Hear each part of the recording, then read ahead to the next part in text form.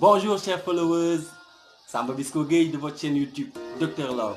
Tout d'abord, je tiens à remercier tous ceux et celles qui se sont abonnés à ma chaîne, qui ont activé la cloche de notification pour ne manquer aucune de mes vidéos. Un grand merci à vous. Aujourd'hui, nous allons parler de comment bien gérer sa relation à distance. Effectivement, vous avez été nombreux à m'envoyer des messages et à me préciser de parler de ce thème au cours de ma prochaine vidéo. Donc, c'est chose faite. Sans plus tarder, nous allons attaquer le vif du sujet. Let's go!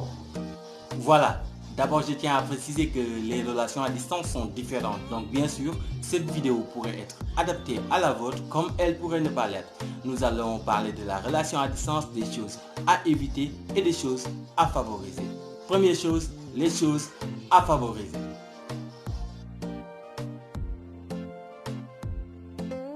La première chose à favoriser est bien sûr, comme dans toute autre relation, la communication. Mesdames et messieurs, la communication elle est très importante dans un couple, que ce soit pour une relation à distance ou que ce soit pour une relation rapprochée. Parce que la communication est à la base de toute relation, je le répète. La communication est à la base de toute relation.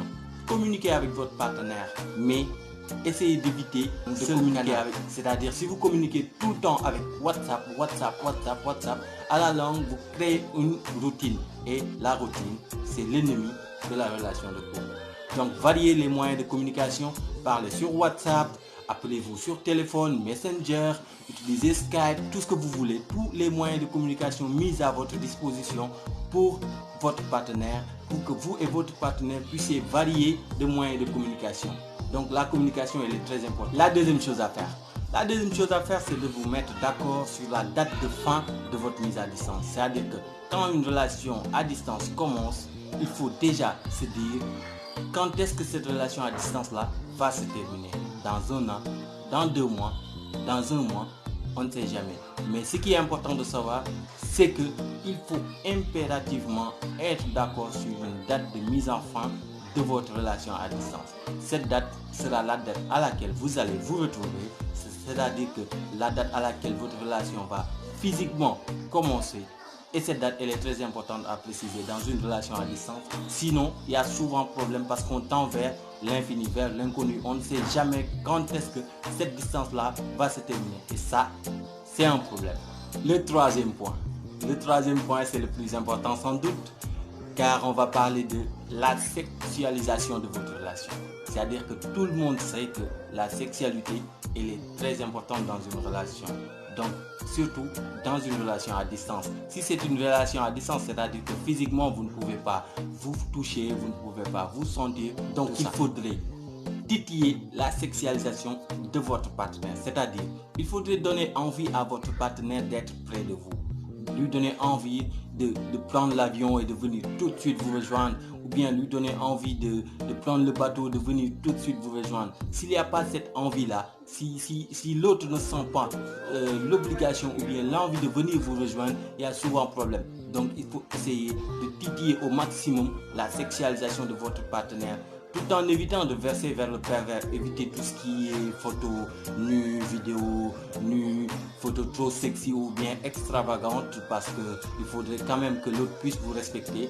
Mais quand même, essayez à votre manière de titiller la sexualisation de votre partenaire. C'est très important.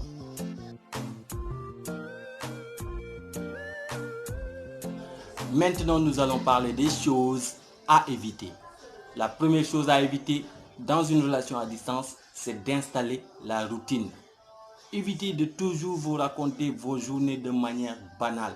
Je me suis levé, j'ai pris ma douche, je me suis brossé les dents, j'ai pris mon petit déjeuner, je suis allé à la boutique, j'ai fait ceci, j'ai fait cela.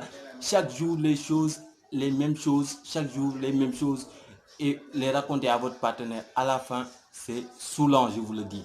Donc, essayez de communiquer sur un plan émotionnel.